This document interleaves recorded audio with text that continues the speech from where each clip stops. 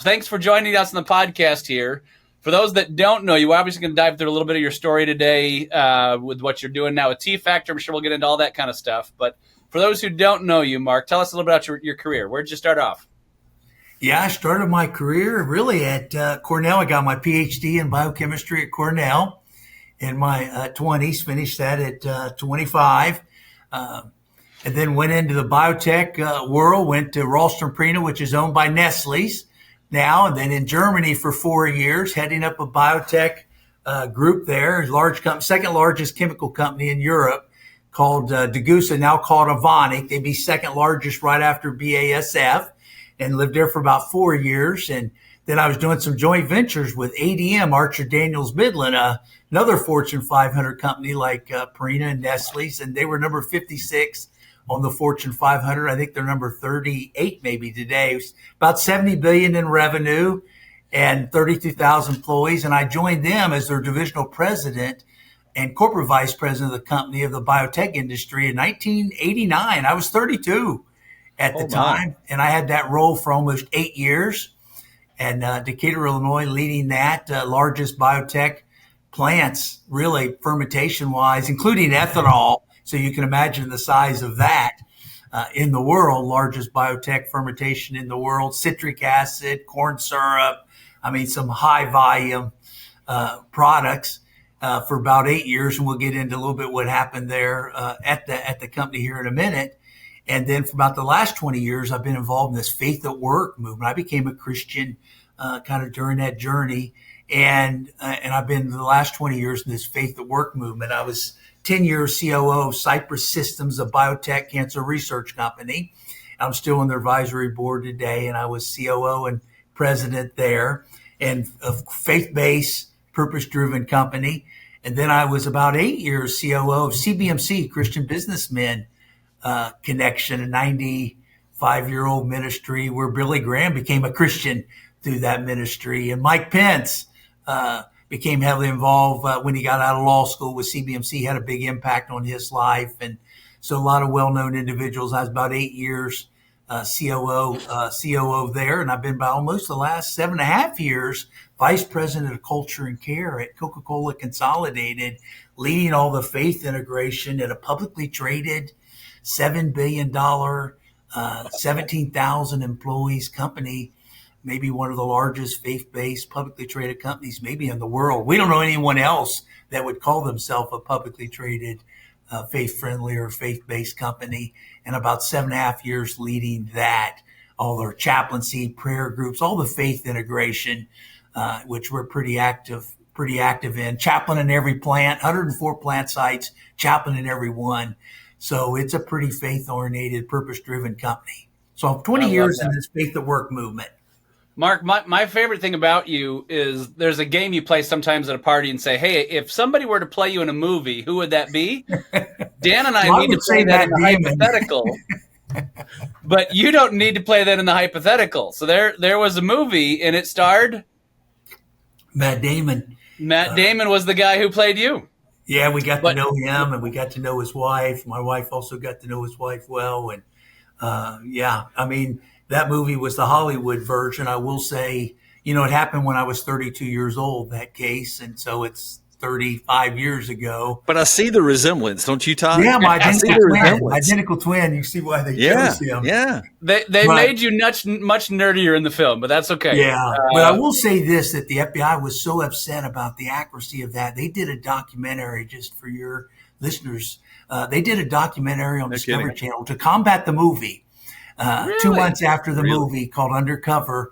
And that's on my website, markwhitaker.com, www.markwhitaker.com, called Investigation Discovery. And it's the 3 real FBI agents, the prosecutor, my wife and I, and people watch that and they watch the movie and say it's 2 different stories. They were pretty upset about the FBI was. They wanted a different legacy on the case, what really happened. So 2 months after the movie, the Discovery Channel documentary, it got showed 9 times, and I think they had 14 million viewers, about triple the movie in viewership. But it was free. But it was free, charge on Discovery Channel. But it was more like The Firm. I don't know if you remember the John Grissom. That's what the FBI was upset about. They were telling me a couple times a week, wearing a wire. They say, Mark, if these guys catch you, they're going to kill you. And they felt the movie didn't portray the seriousness of what was happening in real life, because it was a pretty. So, Mark, we're jumping ahead of the story. For those that don't know what happened at ADM, what are you referencing? You got famous in the movie. Walk us back to that. You're at ADM, young PhD, in control of the company, and you found out what was going on. Yeah, just to walk you back a little bit, I was, as I mentioned, divisional president and corporate vice president of the company. There had 32,000 employees. We had a 75-year-old CEO, a 71-year-old COO, and I was ranked number 4. I was being groomed to replace the COO, and they were very open about that. They even published that in Forbes magazine, that succession planning was in place, and I was being groomed to be the COO. And I was only 32, and they were 77 and 71, 75 and 71. And after a couple of years there, and after I kind of became part of the family, so to speak, they started bringing me in, because then our CEO was 77. So they started bringing me into a price fixing scheme where they were fixing the prices of several of the key ingredients that go into food and beverages. Largest food additive company in the world, ADM is. And they started bringing me into that. And I was not a Christian. Matter of fact, I grew up in a Christian home. I think this is important for your listeners, but I was not a Christian at the time. I grew up in a Christian home, but after 8 years of college in the sciences, Ohio State, bachelor's, master's, full scholarship at Cornell, academic scholarship for my PhD, especially in the Ivy League schools. I mean, all I heard was, if you believe in God, you can't be a scientist. I had one physics professor said, if you believe in God, I want you out of my class right now. Never met one Christian professor in 8 years. So I started telling all my friends at Cornell that my parents were Christians because they didn't go to college. They simply don't know better. So that's where I was. I mean, I was completely educated out of believing God. And the Ivy League schools, probably 100 years earlier, were more Christian schools, but they're very much anti-God. And probably even more so now. Keep in mind, I graduated 40 years ago. But my wife became a Christian. My wife I met, she was 7th grade and I was in 8th grade. And she became a Christian when her mom was 10 months in the hospital. And Ginger sat by her side for 10 months. And my wife became a Christian. And I never forget telling her, I said, Ginger, I'm an Ivy League PhD scientist in biochemistry. And you know God doesn't exist. And she said, Mark, I'm telling you, you're wrong. God exists and Jesus is the Son of God. And that PhD is in your way, totally in your way. And I'm going to keep praying for you, but you're wrong. And I said, Ginger, you work for Carl Sagan in astrophysics. I said, you worked for him the entire time for 4 years when I was getting my PhD at Cornell. And she said, he's wrong. Carl Sagan, because he was an atheist and publicly is an atheist. She said, no, Carl Sagan's wrong. God exists. And she just kept praying for me for about 10 years when I became a Christian. But I told her how I went from, with my bonuses and stock options, keep in mind this is 1989, was about $3 million a year with ethanol bonuses and base salary, stock options. And keep in mind, that's 1989. It's about $10 million a year today. Had my own jet. The 7 top executives each had their own Falcon 50. So I had my own jet for 8 years, a Falcon 50 assigned to me. I bought the CEO's home. He's being 75, wanted to move to something smaller. I had a 13,000 square foot house with an 8-car garage, horse riding stables with an inside arena. You know, $3 million a year in 1989. Had that 8-car garage full of 8 cars, Ferrari, 2 BMWs, 2 Mercedes. I mean, I was Justin Bieber before Justin Bieber. It was on.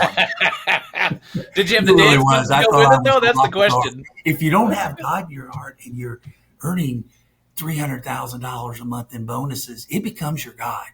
Yeah. And it did. I became an addict to that greed and materialism. How do you not? I became addicted to it, and my wife's driving a 10-year-old Jeep, and I'm driving a Ferrari. And I never forget, I said, Ginger, let me buy you a yellow Ferrari. With one bonus, I can buy a new car, 1 month bonus. And I said, I'll buy you a yellow Ferrari next month. She said, that'd be my worst nightmare. I want to be a good steward for God. And I got another 5 years on her Jeep, and she's driving a 10-year-old Jeep. And I got 8 cars in the garage, in an 8-car garage. And I just thought, boy, she's really caught up in this. And I thought it was crazy.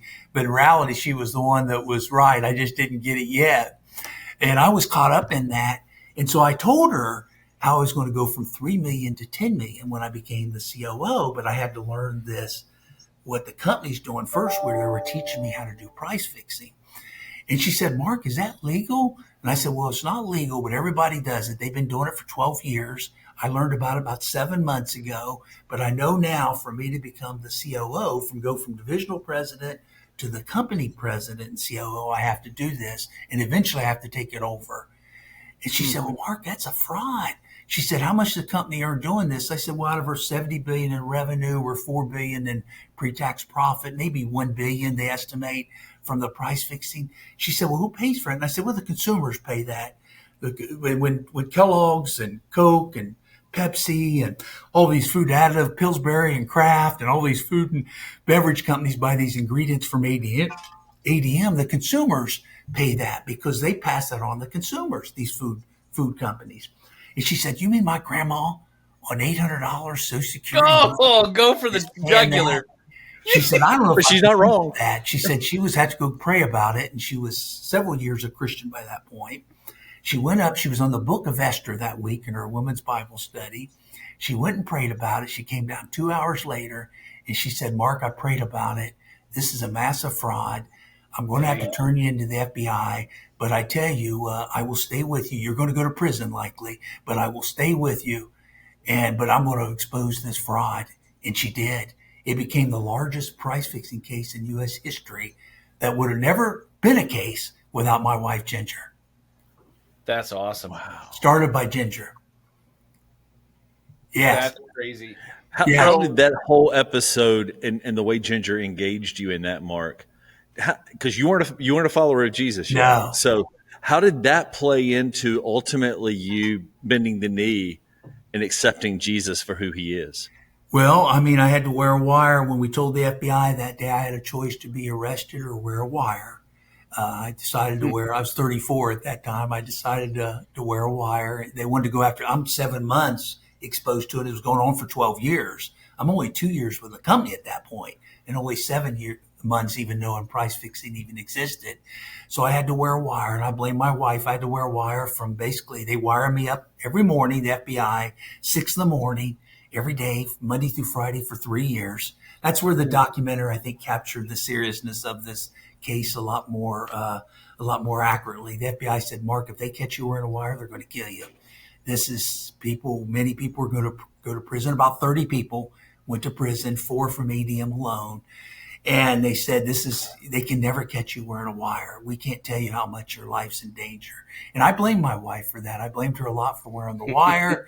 And then at the end of that 3 years, they gave me a 6-month plea deal, a Martha Stewart deal, and said 6 months, Mark, for all that cooperation. And Ginger begged me. We were in front of our lawyer, and she begged me. She said, Mark, sign this 6-month deal. And I said, Ginger, it's all your fault. I'm in this mess. And I said, I'm going to do the opposite you want me to do. And I took a 6-month plea agreement, not a Christian, definitely relying totally on myself, impulse reaction. And I threw that 6-month plea deal in the trash can, fired the lawyer who recommended it. And I fought that case in court for another 3 years after wearing a wire for 3 years, fought it in court. And I ended up getting 8 years instead, 8 years of prison instead. And I would have had a 6 months. So, I mean, I was my own worst enemy every step of the way. And then I tried to take my own life with an 8-year sentence. I thought, boy, how am I going to survive that? I would have had 6 months. So I tried to take my own life. A guy from CBMC, Christian Businessmen Connection, reached out to me, read about me in the newspaper. And he's kind of planted seeds, but I still had that block of 8 years of education, especially at Cornell. How can you believe in God? 8 years of education tell me God doesn't exist. And then my second week in prison, Chuck Colson showed up. He read about me in the Washington Post, and he poured his life into me, became like a father to me. He showed up my second week in prison. Shortly after I attempted suicide, before I went to prison, I became a Christian. Him showing me some of the best scientists in the world, because he went to Brown. So he was also told from the Ivy League God doesn't exist. And he became a Christian during Watergate. He was President Nixon's special White House counsel. And he went to prison, became a Christian during that time. 20 years earlier, in 1976, he's reaching out to me in 1998, 27 years ago. And he poured into me, showed me some of the best scientists in the world believe in God.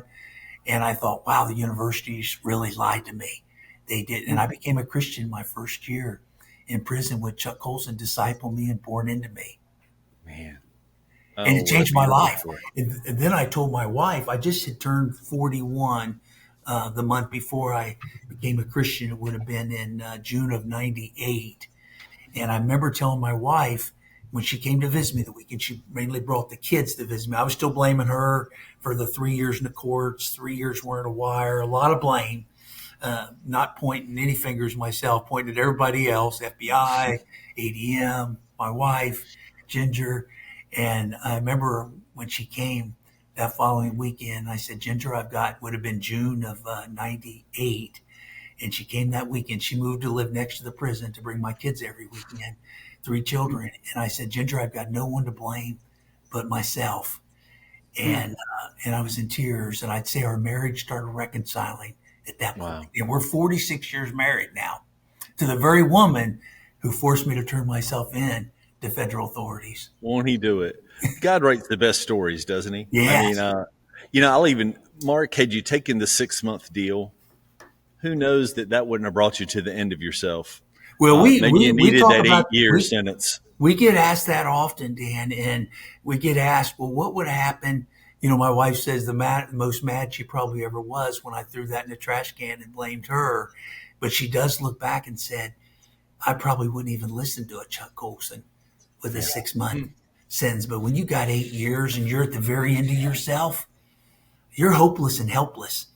And I think that true? brokenness, Chuck Colson showed up, the right person at the right time. And then I spent so much on legal fees. We had to sell our house and cars to pay lawyers. I had lawyers for 3 years, almost living with us, and in the courts trying to fight this case. And the companies, including Atlanta, Coca Cola, Tyson Foods in Arkansas, Procter and Gamble, who had Jiffy Peanut Butter at the time, 11 companies gave my wife a whistleblower reward because ADM had to pay hundreds of millions back to them.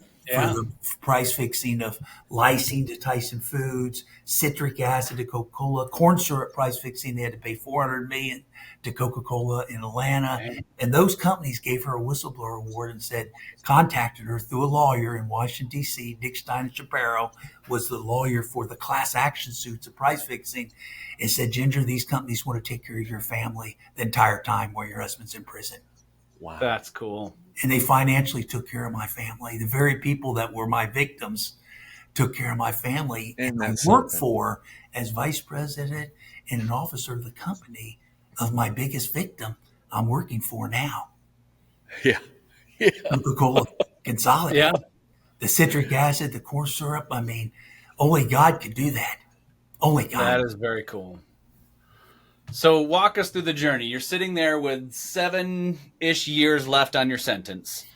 And you're like, you know what I need? More PhDs. Here's what happened there. I will say this, those 8 years and 8.5 years, because I became a Christian my 3rd month into that with Chuck Colson. And he kept pouring in me, helped me grow in my faith the whole time I was in prison. And then we had really good contact when I got out 20 years ago, and he died 2012. So I guess about 15 years ago. So we had about a 5-year period where he was even still alive when I got out 20 years ago. And I tell you, I started helping guys with the education I have, help people get their GEDs, help Spanish guys write better English, speak better English. At $20, I went from $3 million a year for 8 years, and then $20 a month for 8 years. And they were probably the most productive years of my life, because for the first time in my life, I felt how rewarding it was to help somebody else besides myself, because I'd never done that. And it's some of the most rewarding years of my life. And then I kept praying. I said, God, this is the kind of life I want when I get out in 2005, 20 years ago. And I did pray for that. And God blessed me with that, where it was more of a servant leader opportunity instead of the selfish leader that I was. And I often tell young people, show me your mentor, I'll show you your future. I had a CEO and COO that were showing me how to do price fixing. We all went to prison. It wasn't a very bright future. And then Chuck Colson showed up, and my whole life changed. Show me your mentor, I'll show you your future. And it was a whole different mentorship. But I did do those companies that gave that whistleblower reward to my wife. My wife said, look, you're playing a lot of dominoes in there, watching a lot of TV. You're going to be in there a long time. I want to see you keep your mind active. And she signed me up for lots of correspondence classes through those whistleblower rewards she had. And I ended up getting 6 other degrees. I have 9 degrees, 6 of them doctorate level, PhD in economics, PhD in psychology, a law degree, and some of them from really good correspondence schools like Northwestern California for a law degree is considered like the Harvard of online. Their bar pass rate's not far from Stanford. And so I ended up getting some degrees just to keep my mind more active in a positive way. So I did 6 more degrees in prison. Not to build my resume. I don't even put them on my resume. Just, the Cornell doesn't even matter on my resume either. I don't even put PhD after my name on my signature because I felt like that took me away from. Well, you can't.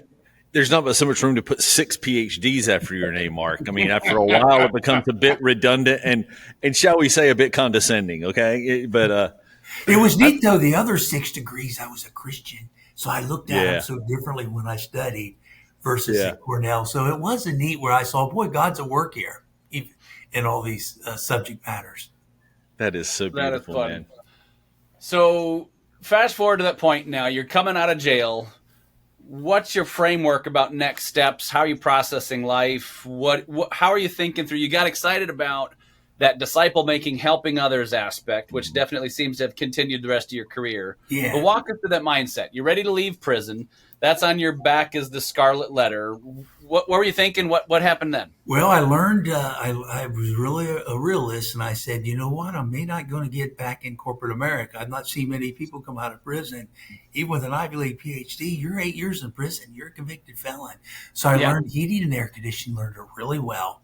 Learned it 8 years. I said, I can start that. No, they're not going to ask if you got a record or not in that field. As long as you can fix their challenges and heating and air, you're going to do okay. And I thought eventually, the background I had, I could even start and eventually have others work for me and build a business over time.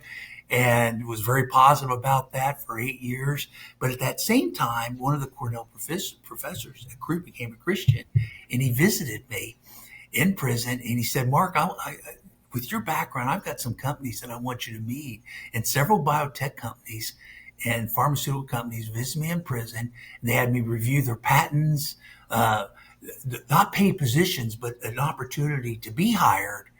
And so I helped several different companies during prison, and 3 of those offered me a position the day I got out. And I joined one with a Christian CEO, cancer research company, and I joined one with a Christian CEO running their clinical trials because I didn't want to fall back in that trap of greed. When you got a greed addiction, you don't want to fall back in it. So I joined with a Christian CEO, thought very long term, a lot of 10-year clinical trials, not these overnight successes and things of that sort. And so a very long-term thinker.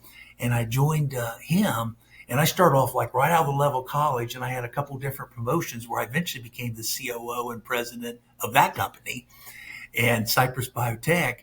And we were integrating faith at work, a lot of kind of things we do at Coca Cola Consolidated. It was a faith-based company, still is. I'm still on their advisory board still today. And so a whole different approach. But I was blessed to come back into corporate America the day I got out. God doesn't give a second chance. Only God.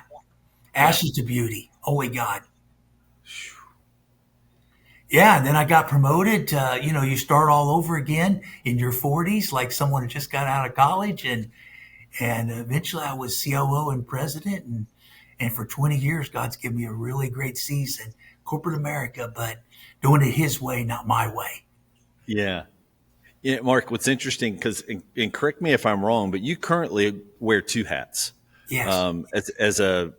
Is it executive VP? Is that what's your actual title with Coca Consolidated? Of care, and then in that department, which that includes our chaplaincy program, prayer groups, Bible studies, monthly chapel service, everything that's faith integration, which is a lot. Well, I'll talk a little more about that in a minute. But we also share what we do internally with the world, trying to get other other leaders to become more bold and bring Yeah. faith into their work. We call that T factor. That's kind of one spoke of this culture and care wheel, part of our department. And I lead that too as executive director of T Factor. Something Mark will put in the show notes. Frank Harrison's book, The Transformation Factor, which I think is where the T Factor comes from. It is. It is. Bought that for all of my C12 members several years ago, and it's almost become like a staple for many of them. It's fun when I go into their office and that book with dog-eared pages is back behind them. Yeah. So, and that's kind of all the things we do at T Factor. Yeah. You know how we integrate faith at work. We have a purpose statement to honor God in all we do by serving others, pursuing excellence, and growing profitably. Think about NASDAQ, publicly traded company, purpose statement to honor God and all we do by serving. That's on our invoices. That's on our website. I mean, it's on the back of our trucks. You can't miss it. To honor God and all we do by serving others, pursuing excellence, and growing profitably. And then how do we live that out? Well, we have a chaplain in every plant, 17,000 employees, a chaplain for every 200 employees, where a chaplain sees an employee almost every day. Prayer, 134 prayer groups, Bible studies. We have a discipleship program where we have I'm doing a South Bend, Indiana plant literally right now. And we have 2 mature believers, myself and one other, where we take 8 young believers to help them grow for a year, build their quiet time, scripture memorization, become the spouse that God designed them to be, the leader God designed them to be, the parent that God designed them to be, help them grow in their faith. It's 3 hours a month. And then 2 of those months is called Radical Mentoring that came about, founded by Reggie Campbell in Atlanta. We're 11 years using that program. Okay. And we have multiple groups. Our CEO's taken a group through 11 years in a row. Group of No kidding. And I'm in my 3rd group right now leading, and we take them through it. And it's 3 hours a month, but for 2 of those months, it's like noon Friday to noon Sunday, where they share their testimony, like a retreat, where they share their testimonies and what God's done in their life and what their purpose of their lives are. And when I see the difference of these individuals after a year, it's amazing God at work. And by the way, we're averaging with we call growth commitments, which is recommits and salvations through all these different initiatives, weekly devotional, which is audio. So even our truck drivers hear it, a monthly chapel service called The Gathering, faith, fellowship, and food. So they come for a free lunch, but they're going to hear a message. That's actually tomorrow for our monthly meeting.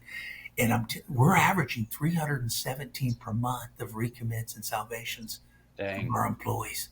Averaging. So far this year, and for all entire year last year, 286 growth commitments, which is recommits and salvations a month, 286 for entire year, more than most churches. I mean, God's going to work. Most? Yes. Yeah. We pray that God gives us non-believers to replace our retirees, which is a big number. It's close to 1,000. Say that again. I want say that one again. We pray that God gives us close to 1,000 non-believers a year, and we get a chance to, as an outreach opportunity, they're going to get to know about God when they join us. I love that. Todd, So I know Mark, you got some questions, but I do too, man. Go. Yeah, I think you're blowing some people's minds right now because we're a publicly traded company and we have a purpose statement that says we're going to honor God. And you've got chaplaincy, you've got Bible studies, you put it on your invoices, it goes on your trucks. For the CEO who's going, I can never do that, whatever. Like, what's your pushback to either they're going, man, I can't legally do it, or I got this one employee who's blah, blah, blah, so therefore I couldn't, or I don't even know how to start. What to that guy who's sitting here going, that's way out of reach from where I am at right now. What would you say to that guy? And we hear that a lot. That? That's a common thing we hear, Todd. So that's why we put T Factor together close to a decade ago, and I've been leading it just shy of 8 years. That's why we started T Factor, because it's our CEO, Frank Harrison, our chairman and CEO, sharing the vision he had 23 years ago. And then we have our lawyers share that all this is legal, as long as you don't force someone to come to a devotion or join a prayer group or to see a chaplain. As long as everything's optional, how it's completely legal. Then our HR shares how you do it from an HR perspective, our HR VP. Then our COO shares how we implement kind of at the plant level. And we share 7 or 8 of our top leaders, how our giving has changed. The average publicly traded company gives 1% of their pre-tax profits, like a Delta, American Airline, 1%, and usually not anything Jesus to a nonprofit, 1% of Mm-hmm. We're multiples higher than that, and mostly to Jesus focused ministry. So it's changed our giving. It's changed, but I tell you, our retention rates have changed. I mean, amazing for a beverage industry what our retention rates are. Our engagement changed. I mean, it's transformed our company where people come to work. They're totally engaged and they come to work purpose driven. So you do it for God, but it's also been good for our business. You get the benefit of it too. Yes. I mean, someone can look at our company performance. I mean, we had 5 back-to-back record years, the last 5 years, stock prices. I mean, you compare it to Google or Facebook and Intel. We're an old 122-year-old bottling company. We just had a 10-to-1 split here a month ago, I guess May 27th, so about 2 months ago. And God has so blessed our business. But we're convinced it's because we're focused on God. As our chairman says often, generosity drives cash flow. You just can't outgive God in terms of time, treasure, and your talent. How do your I'm sure there are times you'll speak to those in the investment community. Yeah, for sure. Private equity, funds and whatnot. Do their heads explode right in front of you, or do they wait till they move off site to let that happen? Our chairman got asked, and he shared this at a T-Factor event. We do both on-demand kind of digital version. We're close to 1,000 people a month. We've had 7,000 go through T-Factor, over 7,000 since January 1. 79 different countries. We even have it in 4 languages. So it's almost 1,000 leaders a month, but we also do 4 in-person events a year. And we did one for J.D. Greer's church, his business leaders in Raleigh a couple months ago. And our chairman and CEO, Frank Harrison, was sharing that he was on a call with those investor type, and some of them were for England.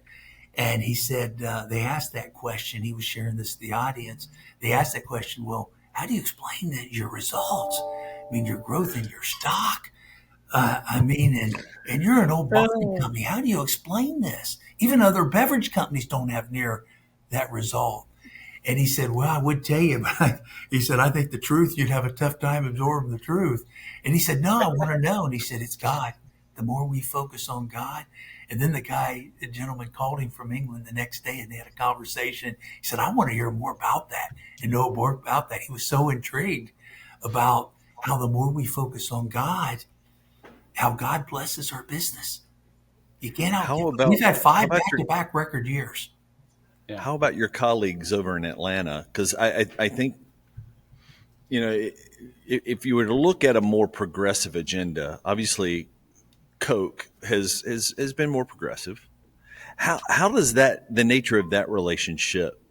Well, I mean, it's an opportunity for you guys to, they own the formula. So we're the largest bottler in America, not the only bottler in America, but by far the largest. 104 plant sites and over 17,000 employees. And we've grown a lot.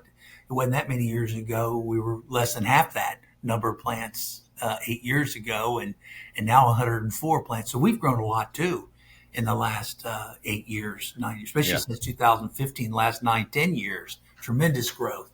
And they have to be looking at that. They have had several attend T-Factor. That's a 4-hour event about how we integrate faith and how that does impact your retention rates and your engagement with your employees. And so they have had several leaders attend that. So they have to be watching and seeing our results, our growth, our stock price. They have to be. There's no way, because we're probably one of their larger customers in that respect. Oh, sure. Yeah. You just pray that those seeds will get to places that frankly would never get there otherwise. Yeah.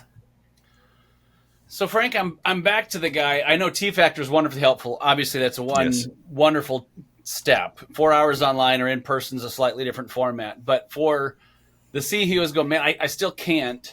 I think we might have checked the box saying, hey, there is a way to do this legally. But for the one who's more of an objection of not can I or can't I, but the people in my place, I'll never get to that point personally. Maybe I've got imposter syndrome where I hear that's so far removed from what I am. What would you say to that business owner who's sitting there considering doing some of the chaplains or whatever the things you just mentioned? I would say that's exactly what Frank Harrison thought 23 years ago.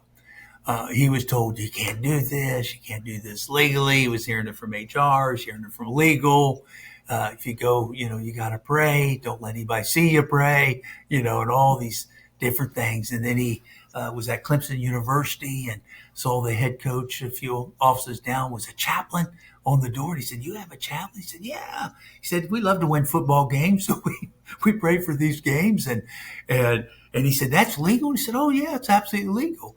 And then not long ago after that, he was at NASCAR and walking down the hall, one of the key owners of NASCAR, and they had a chaplaincy office and said, you can do that? I said, yeah, we've been doing it a long time. It's a great thing. So 23 years ago, he put a chaplain in one plant, Nashville, Tennessee. And about a year, 18 months later, the HR and some plant managers and some of the leadership of that plant contact him and say, if you take that chaplain out of that plant, we're going to have riots in the street. It has transformed our culture here. Chaplain for every couple hundred employees, one plant now at this point. Chaplain sees these employees every day. We use Corporate Chaplain of America because we feel like they know how to train, they know how to equip. But once in our plant, they're ours, but they're trained and equipped by them and they know how to hire. And he said, boy, and he got some of the results of what it was doing in that plant. He said, we better put one in every plant. And that's what happened 23 years ago. And then after that started prayer groups. Then we've been doing the discipleship program about 11 years. We even have a quarterly servant leader award, who's one living out this purpose statement to honor God and all we do by serving others, who's living this out. We have a quarterly award and then an annual award. So after the quarterly awards are selected every quarter, we started last year. And then at the end of the year, we gave a 2024 basically an annual award of one of those quarterly award winners. And it's almost like a family vacation, the award that they get. Cool. But our employees see, wow, this is priority. This is important. Yeah. This is important to be living this out. So, it's just a way to show them how important this is. And then the weekly devotion we started, we put it audio where even our truck drivers can hear it. And we also have a different employee, even though we prepare them in our culture and care department, the devotionals, 3 or 4 minutes long. We call it Refuel every Monday morning to start their week off, including this morning.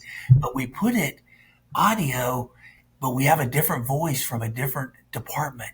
So we may have a forklift driver sharing one. We may have an executive VP the next week, different levels, different facilities. So they're hearing their teammates share these devotionals in an audio recording. So they say, oh, I didn't know so-and-so was a Christian. They go up to them and start wanting to learn more about it. It's another way to plant seeds to the point we're getting 317 recommit and salvations a month. Mark, are you having any fun? I mean, you look like you're, just so drawn and reserved.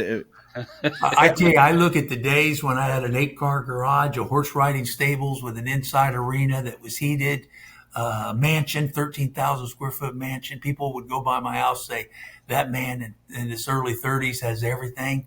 That was an empty life. I mean, this is a life I've really found the last 27 years since I gave my life to Jesus. I really found my purpose in my life. And never knew it was so rewarding, even at $20 a month for a while of that, to help other people and just to see the impact of serving God, what that means. I just had never experienced it. It exudes from every pore of your body, the joy that you're having in this role. It's my mom just died less than a year ago, 91 years old. We lived near her. She just died at 91. My dad died at 90. They were 66 years married. She was worried about me going to a secular college. She said, well, I recognize you when I come back. And she didn't. After the Ivy League, she didn't recognize me. And she told all her friends she was more proud of her son going 8 years of prison than 8 years of college. Oh my goodness. 8 years of college took him away from God, even considering God. In the brokenness of prison, he got to know God. I don't think there's probably many moms that are more proud of their son going to prison than to college. Yeah. That's a different story, Mark. I love it. So Give one last kind of word of encouragement. So I think if I were to principalize some of the things I've heard you say is start small, maybe even try an A/B test, try it in a factory or in a division or whatever first, add stuff later. You said you added this and then this and then this. Yeah. So we started in one and area. we keep adding. And making sure we're running it past legal and HR, which is one of the things I think T-Factor is world class at.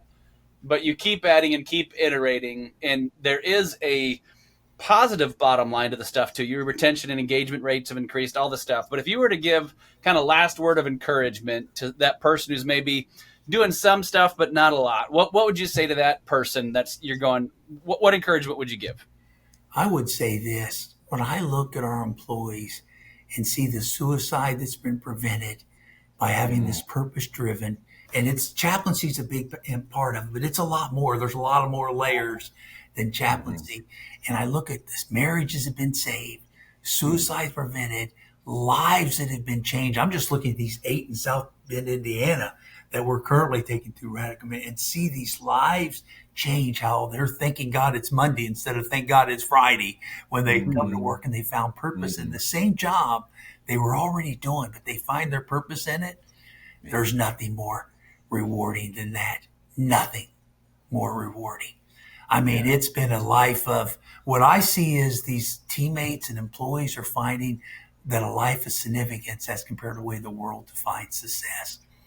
They find a significance in their life to leave the world a better place when they leave it than when they came in, versus thinking about their titles and how big their house is and how much money they make. And, you know, they got to feed their family and put a roof over their table, but do it in a life of significance way. And then you got 17,000 employees. And we had a printing company came to say, hey, I got 20 employees. We can't have a full-time chaplain. We don't have 17,000. So they hired a chaplain like fractional, where they have like 4 hours a week, like Wednesday 8 to noon, can do well with 20 employees, and seeing how their company has changed. Yeah. And then they're only paying a few $100s a month because they're 4 hours a month. I mean, these things, you don't have to have a full-time chaplain for 20 employees or 10 employees. This can be fractional, and it's amazing. It will impact. There's no matter, I don't care if you got 3 employees or 3,000 or 30,000. All these things we talk about, one can do, no matter what their company size is, and it will impact their company.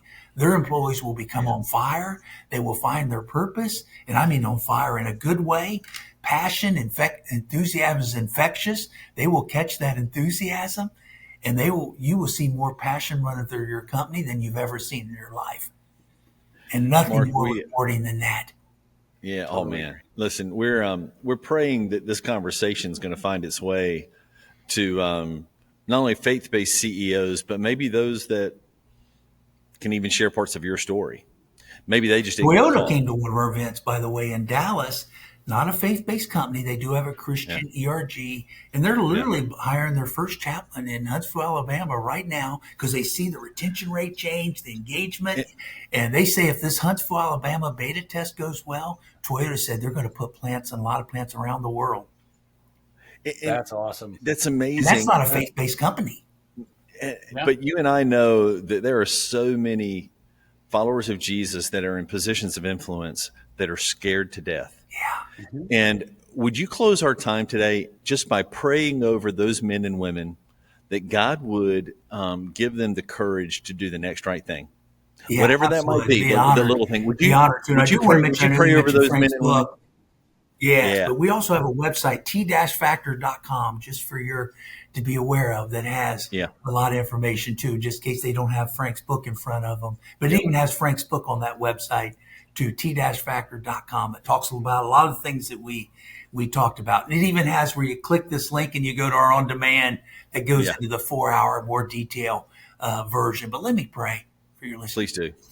Father, I just pray for anyone here in this message, Father, men and women in leadership, Father. I just pray, Father, that you'll give them tremendous wisdom and knowledge and understanding to see that when they bring you into their business, when they have what's business as mission, a business as ministry perspective and approach, it will not only transform their teammates and their employees and all their leadership and everyone in their company, it will transform them it will also give them wonderful business results too, Father. When people love to be engaged and have passion to come to work, the work will become better and they become more efficient and more effective and even better, Father. So I just pray, Father, that they take the time to reflect on that and pray about that. Father, I just pray they listen at a different level, have different empathy at a different level for those around them, their customers and their teammates. I pray that they become the biggest advocate for their employees and their subordinates, their biggest cheerleader. I pray that they help their employees develop even more than they do themselves, Father. And I pray that they especially self-reflect and pray what they're doing, what they could be doing, and how they can bring you into their business. And how you will then bless their business even more, Father, by them managing their business as on mission and on purpose and become the purpose-driven company you designed them to be, and them to become the purpose-driven leader that you designed them to be. I pray for each and every one that will hear this message, Father, that they honor you in all that they do, and they become the leader that you designed them to be. And I pray all this in Jesus' name. Amen. Amen. Amen. Amen. Well, Mark, as a way of last stated, you mentioned a couple websites, but t-factor.com, your website, markwhitaker.com. It's got that documentary I mentioned to you, the Discovery Channel, Investigation Discovery, that kind of the FBI used to combat the movie. That's awesome. Mark, thank you so much for joining us. Great to have you on. What a joy. Hey, what a blessing to be with you guys. Thank you for having me. Man, what an amazing story. Was there a moment that Mark wasn't kind of smiling the whole time we were talking? I mean, the joy was so cool. Yeah. No, so I engaged with him back in the day. The CBMC does a coaching exercise. And so we're in this coaching setting, talking through and hearing and walking through his personal story, even on a deeper level, was just cool to hear and see. But there's so many talking points or principles I think we can grab out of that. But it was great exercise. What just right off top, what was one of your major takeaways? The thing I love hearing is no matter what on the encouragement side, but his ending to just go, hey, what's at stake? How can we help them? What's the next things to do? Right. And just, if it is chaplaincy part-time and going to marketplace or corporate chaplains or workforce, there's several of them out there, just hiring some people, find a next step to take something at play and do it. Because we didn't start off having all of this. We started off with this, and then we added this. We had one factory, and then we started adding other ones. Yep. That was a big one. And then the second one, and they played out in the numbers at the T-Factor event, is they have tracked it, again, as they added more factories, the retention and engagement rates at the factories with this stuff in place and without it in place. There is an actual business case to be made for doing some of these things to shockingly care for your people. It is a good policy. How about you? What's your takeaway?